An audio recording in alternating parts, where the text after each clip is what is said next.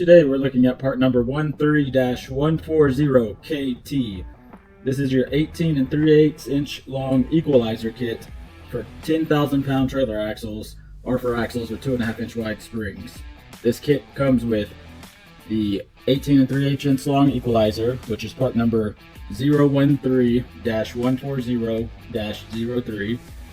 It comes with the 1 inch bolt for the sensor equalizer bolt, grade 5, and this part number is 007-169-00. It also comes with the 1 inch lock nut, part number 006-112-00.